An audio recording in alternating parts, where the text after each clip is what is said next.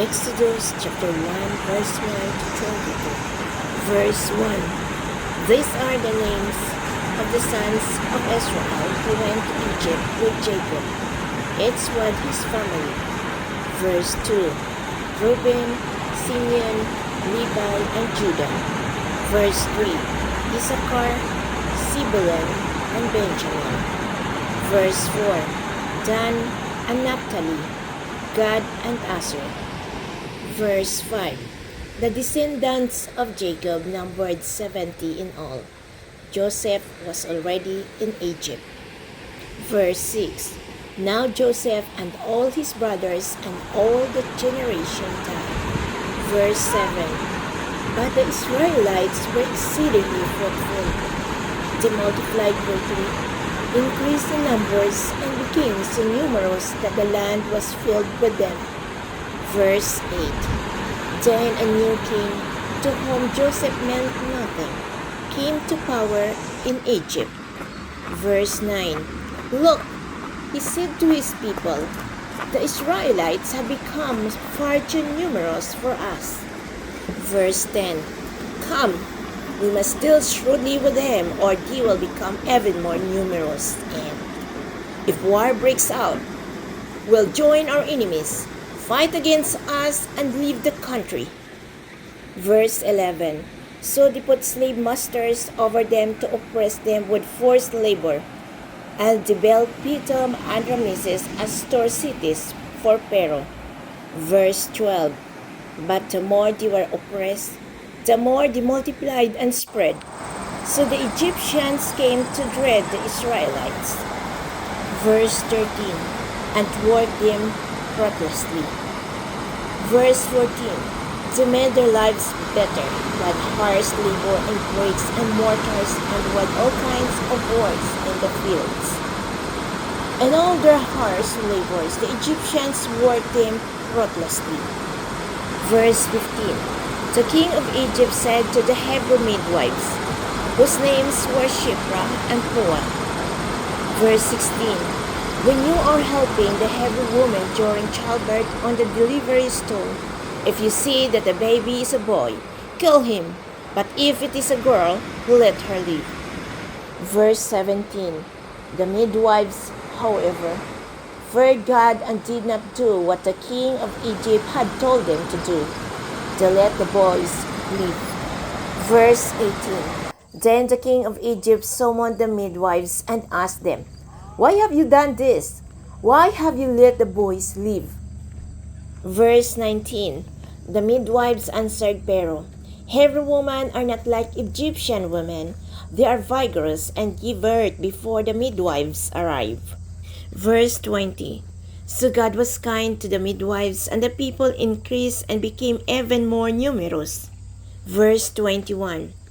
And because the midwives feared God, He gave them families of their own. Verse 22.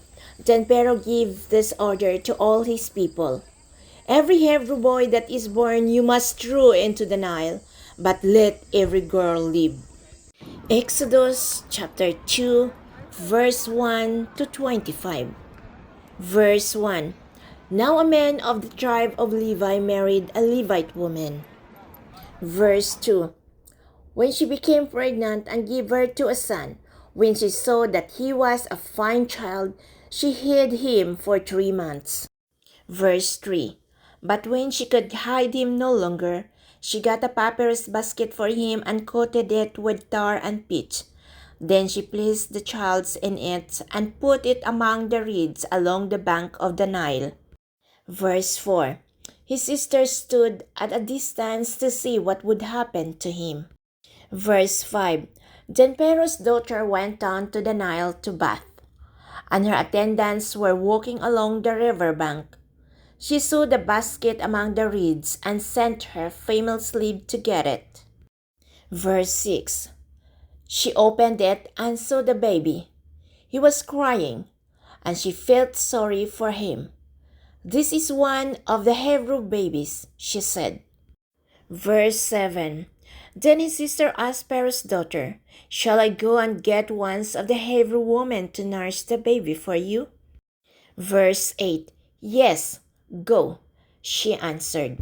So the girl went and got the baby's mother. Verse 9. Pharaoh's daughter said to her, take this baby and nurse him for me, and I will pay you. So the woman took the baby and nursed him. Verse 10. When the child grew older, she took him to Pharaoh's daughter, and he became her son. She named him Moses, saying, I drew him out of the water. Verse 11. One day, after Moses had grown up, he went out to where his own people were and watched them at their hard labor. He saw an Egyptian beating a Hebrew, one of his own people. Verse 12. Looking this way and that and seeing no one, he killed the Egyptians and hid him in the sand. Verse 13. The next day he went out and saw two Hebrews fighting.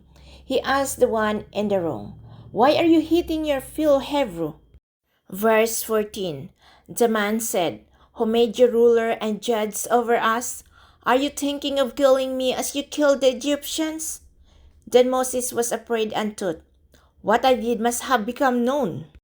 Verse 15. When Pharaoh heard of this, he tried to kill Moses. But Moses fled from Pharaoh and went to live in Midian, where he sat down by a well. Verse 16. Now a priest of Midian had 7 daughters, and they came to draw water and fell the trough to water their father's flock. Verse 17. Some shepherds came along and drove them away, but Moses got up and came to their rescue and watered their flock. Verse 18.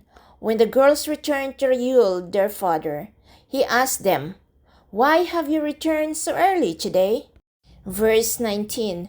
They answered, an Egyptian rescued us from the shepherds. He even drew water for us and watered the flock. Verse 20.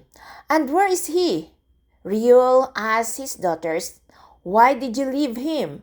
Invite him to have something to eat. Verse 21. Moses agreed to stay with the man, who gave his daughter Zipporah to Moses in marriage. Verse 22. Zipporah gave birth to a son, and Moses named him Gershom, saying, I have become a foreigner in a foreign land. Verse 23. During that long period, the king of Egypt died. The Israelites groaned in their slavery and cried out, and their cry for help because of their slavery went up to God.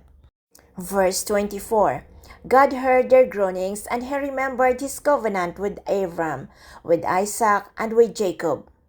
Verse 25. So God looked on the Israelites and was concerned about them.